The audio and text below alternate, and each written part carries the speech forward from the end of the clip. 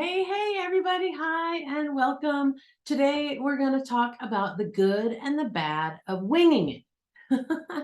All right, so let's get started. All right, so winging it, you know what winging it is, right? It's like you don't really have a plan. You just sort of do. You just sort of get out there and just go for it, right?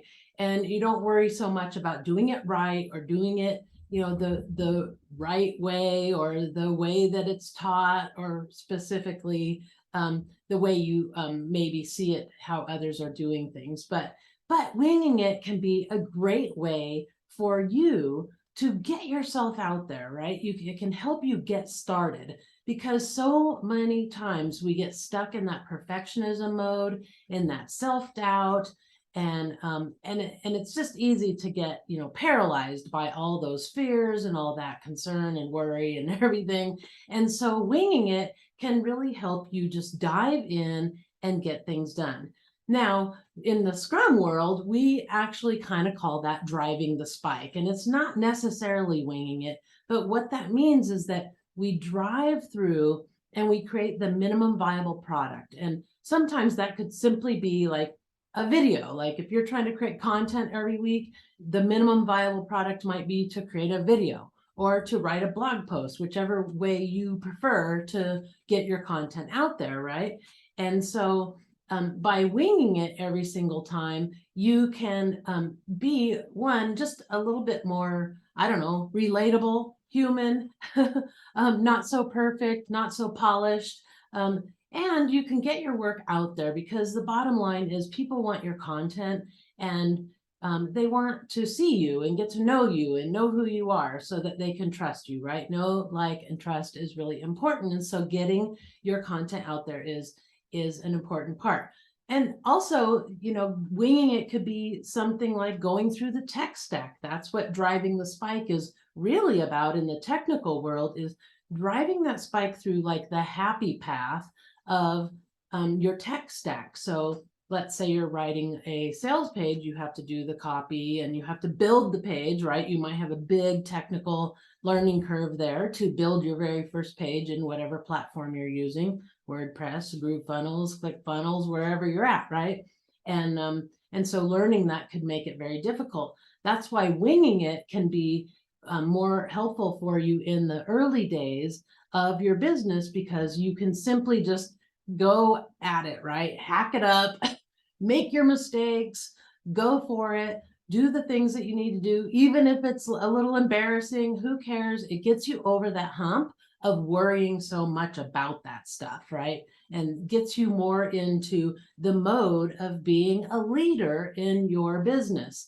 And being a leader is more important at this point in the early stages of your business, particularly that you want to be that leader more so than you want to be perfect, because that is, especially if you're a business coach, being perfect can make it hard for your people to relate to you, because they're like, well, geez, she spends hundreds of thousands of dollars on having somebody do all the work for her. I mean, if I had that kind of money, I could do that too, right?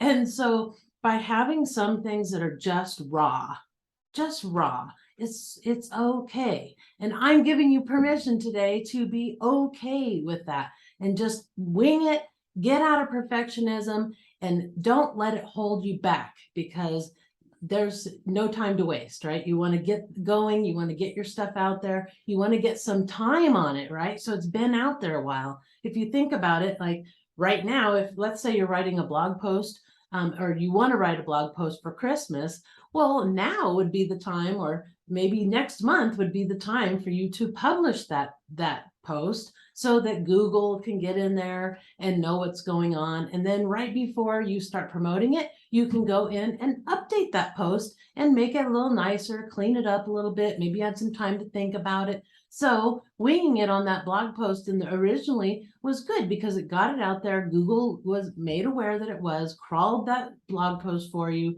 Now it'll start showing up more organically for you. And then when you're ready to promote it, you can go in and make improvements. So the bad part of winging it is it can be difficult to repeat something that you were successful at. But here's the biggest problem that I see, and we encountered this a lot in IT, is we're going through trying to solve a problem, and pretty soon you just feel like you're like pushing buttons, just hoping and praying something will work, right? Because like everything that you try isn't working. You're trying different things, you're trying a bunch of things stacked up on each other, and then after a while you have a hard time retracing your steps to know exactly what worked. So that can be a problem, but I don't want it to deter you, and I don't want it to make you feel like you have to write everything down and know exactly what you're doing right off the bat, because you still learned, you still learned, and even if you're kind of still just pushing buttons and things, there's going to come a time when you're going to start having more clarity, and that's when you can start really writing things down and documenting your steps, giving yourself a checklist or a step-by-step cheat sheet or something like that, so that you don't have to keep winging it, right? You can make it more smooth, more of a smooth process. But that winging it is important in the first place because it makes you brave, right? I mean, when I first started in IT, my very first coding assignment, my mentor just said, you know what, just get in there and hack it up. You can't hurt anything. Just get in there and hack it up and, see what you can do. And so I did. And that was really like earth shattering for me, right? Because I was so scared I was going to bring the system down or something. And so I didn't want to do that. And so being able to just go for it helped me. And having that permission from my mentor just helped me so much, so that I could get brave. And the more brave I became, the more I learned and the more skilled I became. And so that's how it works for you too. But getting yourself out there, doing the things that you need to do, even if it's scary, even if it's hard, just really trying your best, and then repeating it as often as you have to or can, and so that you can start perfecting it. And then you start to write things down and document your steps, things like that, so that you don't have to keep winging it. All right. But also winging it can make you feel like a little bit of a hot mess. So I want you to keep that in mind, that if you're starting to feel like, oh, I'm just a mess, I'm just winging it on everything, then it might be time for you to start really looking at everything you're doing and then writing down the step-by-step process for everything you do. And the beauty of getting everything written down is that you're going to have a better chance of being able to hire somebody and bring them on quickly, because now you have things documented, and those things that you have documented could be things that you delegate. So I strongly recommend all the things you want to delegate, you drive that spike through, and then you figure out the step-by-step of how you want that thing done for your business, and then you hire somebody and delegate that using that document, because then they'll know exactly what's expected of them. Now, the opposite of that would be is if you hire a pro on something, like you hire, I don't know, a web designer or something like that, you may not need to drive the spike and do it yourself. You may be able to simply go with what they bring to you, if you trust that source and you trust that that person that is your designer. So, so that's a good thing too. But if you didn't drive the spike yourself and you haven't been through it, it might be difficult for you to understand what they're talking about if they start having problems. And that's, one of the things that in IT, I actually had, that was one of the things that I felt like I was pretty good at, is I had that, the BS monitor on high alert. Like I couldn't, even when I was in management, I couldn't get BS'd by a developer who was just trying to say, oh, it's complicated or whatever, because I had a good understanding of coding. I had been a coder for a long time, and I knew and understood databases and things like that. And so that is another reason why winging it is a good thing, because you can at least get in there and understand your tools a little bit and understand how pages are built a little bit.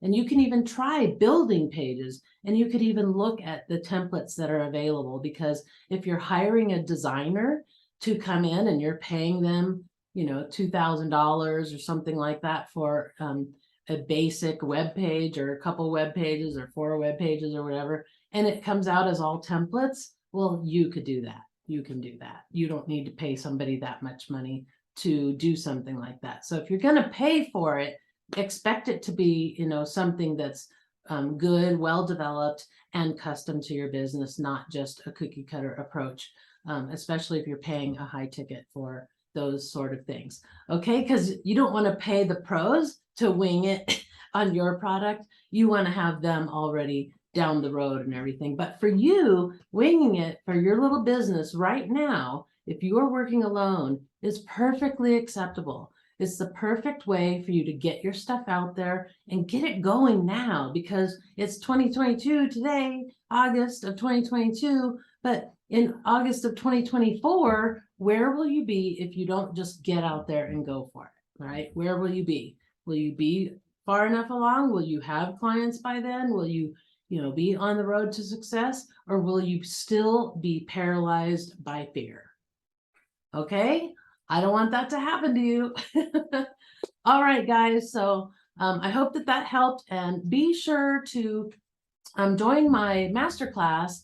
It's coming up on the 31st. I'm getting really excited. It is about essential systems and how you can reclaim your life by creating these essential systems. And that also will take that winging it part out of your life, as it will help you document and get your things, your systems going, so that you have basically your business is built on a series of systems that you just maintain those systems, and everything becomes like a management task rather than this insurmountable thing that you have to accomplish, right? It just becomes small little things that you do every day to keep your business going. All right, I hope you'll join. I'll be dropping the link here shortly in the comments, so you can grab it there. All right, take care. We'll see you in the comments.